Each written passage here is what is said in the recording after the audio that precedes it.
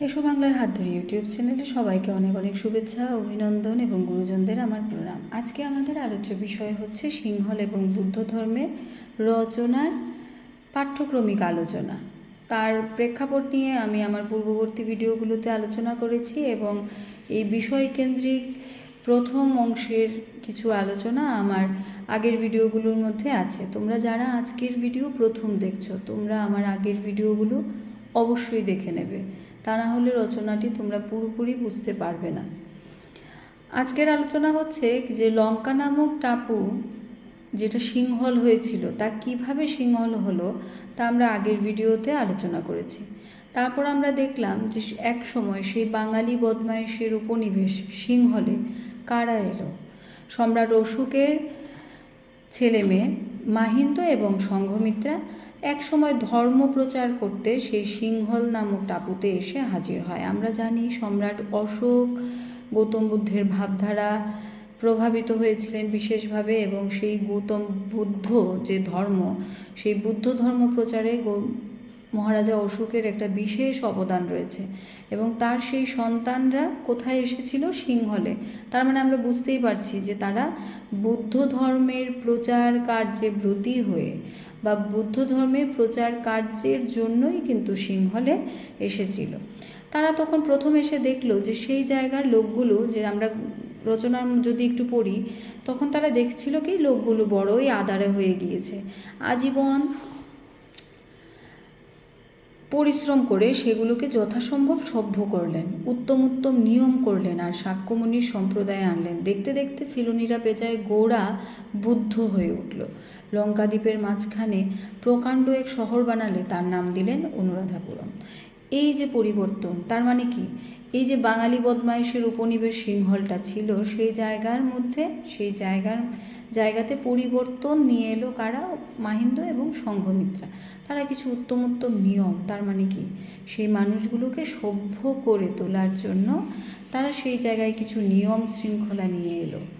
এবং তারপর সেই লঙ্কা দ্বীপের মাঝখানে একটা প্রকাণ্ড শহর বানালো এবং তার নাম দিল অনুরাধাপুরম। সেই শহরের ভগ্নাবশেষ যদি আমরা আজও দেখি, দেখলে আক্কেল হয়রান হয়ে যায় বলছেন। প্রকাণ্ড প্রকাণ্ড স্তূপ, ক্রোশ ক্রোশ পাথরের ভাঙা বাড়ি দাঁড়িয়ে আছে। আরও কত জঙ্গল হয়ে রয়েছে, এখনও সাফ হয় নাই। সিলনময় মাথা নেড়া করোয়াধারী হলদে চাদর মোড়া ভিক্ষু ভিক্ষুণী ছড়িয়ে পড়ল। যখন মাহিন্দ এবং সংঘমিত্রা এলো ধীরে ধীরে, তারা সেই জায়গায় এবার দেখা গেল যে বুদ্ধ ধর্ম প্রচারকদের যে পোশাক, সেই রূপ পোশাক সেই সিলোনিদের মধ্যেও কিন্তু দেখা গেল। এবং সেই জায়গায় সেই ধরনের বুদ্ধ ভিক্ষু এবং ভিক্ষুণীতে সিলোনি ভরে উঠল।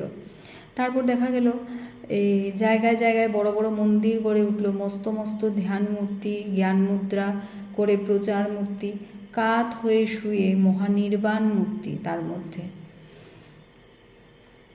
আর দেওয়ালের গায়ে সিলোনিরা দুষ্টুমি করলে নরকে তাদের কি হাল হয় তা আঁকা। এই যে আমরা তারপর দেখলাম যে মাহিন্দ এবং সংঘমিত্রা কি করেছিলেন? বুদ্ধ ধর্মের প্রচার করে সেই মানুষগুলোকে সেই ধর্মের যে পোশাক আশাক আছে, সেই ধরনের পোশাকে কিন্তু তাদেরকে সিলোনময় মানুষ ছড়িয়ে পড়ল। এবং সেই মানুষগুলোকে সভ্য করে রাখার জন্য, তাদের মনে একটা ভয় জাগিয়ে রাখার জন্য তার একটা চিত্র আমরা এখানে দেখতে পাচ্ছি যে মানুষ সিলোনিরা যদি দুষ্টুমি করলে নরকে গেলে তাদের কি অবস্থা হবে, তার বিভিন্ন প্রতীক স্বরূপ বিভিন্ন ছবি। যেমন এই যে লিখছেন লেখক যে কোনোটাকে কড়াতে চিরছে, কোনোটাকে পোড়াচ্ছে, কোনোটাকে তপ্ত তেলে ভাজছে, কোনোটার ছাল ছাড়িয়ে নিচ্ছে। সে মহাবিভৎস কারখানা, এ অহিংসা পরম ধর্মের ভিতরে যে এমন কারখানা কে জানে বাবু। চীনেও এই হাল, জাপানেও এই।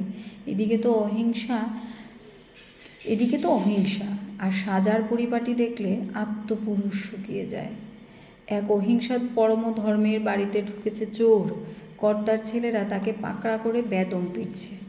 এই লাইনগুলো এখানে আছে। রচনাটা আমরা যদি পড়ি দেখি, তার মানে এই জায়গায় কী বোঝাতে চাইছে? যে একদিকে গৌতম বুদ্ধ তো বলেছিলেন যে যেখানে হিংসা নেই অহিংসা, তার মানে কি? যেখানে হিংসার কোনো ছবি নেই।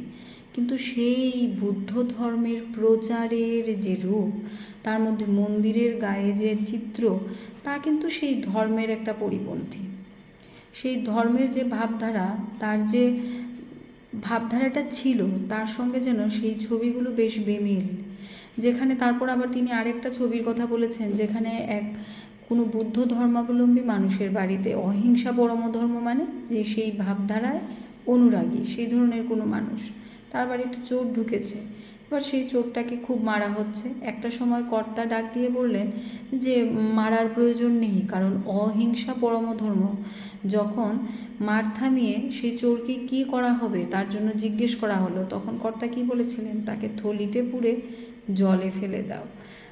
তার মানে কি, যে বুদ্ধ ধর্মের যে মূল ভাবধারাটা ছিল, তার থেকে যে সেটা সরে আসছে, তার কিন্তু একটা চিত্র আমরা এখানে খুঁজে পেলাম। সম্রাট অশোকের পরম্পরা ও মৌর্য বংশের শেষ সম্রাট বৃহদ্রথকে তার সেনাপতি পুষ্যমিত্র শুঙ্গ কাপুরুষের মতো পেছন থেকে হত্যা করে শুঙ্গ বংশের সূচনা করে এবং ব্রাহ্মণ্যবাদ প্রতিষ্ঠা করে। তার সহযোগিতায় আশেপাশে আরও কিছু ব্রাহ্মণ্য শক্তির উত্থানে বৌদ্ধ ধর্ম ক্ষতিগ্রস্ত হলেও পরে পরে তা অনেকাংশে কাটিয়ে উঠেছিল। সপ্তম শতাব্দীর পরে দ্বাদশ শতাব্দী পর্যন্ত বৌদ্ধ ধর্ম ধীরে ধীরে পতনের দিকে অগ্রসর হয়েছিল এবং দ্বাদশ শতাব্দীর শেষ দিকে আস্তে আস্তে বৌদ্ধ ধর্ম ইহার মূল জন্মস্থান ভারত হতে প্রায় বিলুপ্ত হয়েই গিয়েছিল। ভারতের অন্যান্য স্থানে বৌদ্ধ ধর্মের পতনকালে বিহার এবং বাংলার পাল শাসকেরা কিছু সংরক্ষণ করতে চেষ্টা করেছিলেন, কিন্তু পাল বংশের পতনের পর সেরকম আর বৌদ্ধ রাজার সহায়তা না থাকায় বাংলা এবং বিহার হতেও বৌদ্ধ ধর্ম সম্পূর্ণ বিলুপ্ত হয়ে যায়। ঐতিহাসিকরা ভারতবর্ষ হতে বৌদ্ধ ধর্ম বিলুপ্ত হওয়ার বেশ কিছু কারণ চিহ্নিত করেছেন। ভারতবর্ষ হতে বৌদ্ধ ধর্ম পতনের যে কারণগুলো চিহ্নিত করা হয়, তার মধ্যে ভিক্ষু সংঘ এবং বৌদ্ধ অনুসারীদের বিভেদকেই বেশি দায়ী করা হয়। সম্রাট অশোকের সময়ও ভিক্ষু সংঘ এবং তাদের অনুসারীরা 18টি দলে বিভক্ত হয়েছিল। আবার সম্রাট কনিষ্কের সময়ে মহাযান ও হীনযান এই দুই মুখ্য ধারার সৃষ্টি হয়। এরপর তারা বিভিন্ন মত ও সম্প্রদায়ে বিভক্ত হয়ে মান্যতা দিয়ে নানাভাবে বুদ্ধের পূজার প্রচলন করেছিল।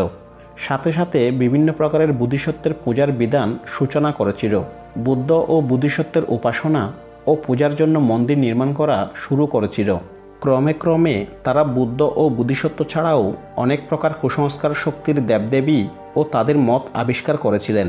সেই সব দেবদেবীকে বুদ্ধের বিভিন্ন প্রতীকরূপে প্রচার করে পূজা করতে শুরু করেছিল। মহাযানীদের এইসব কর্মকাণ্ডের জন্য বৌদ্ধ ধর্ম তার নিজস্ব সক্রিয়তা হারিয়ে ব্রাহ্মণ্য বা হিন্দু ধর্মের অত্যন্ত নিকটেই এসে গিয়েছিল। বৌদ্ধ বিহার ও চৈত্যসমূহে এই সমস্ত পূজা এবং বিভিন্ন তন্ত্রমন্ত্রের অনুশীলন শুরু হলে দেবদেবী ও ভগবানের নামে ধর্মস্থানসমূহে নানা অনাচার শুরু হয়।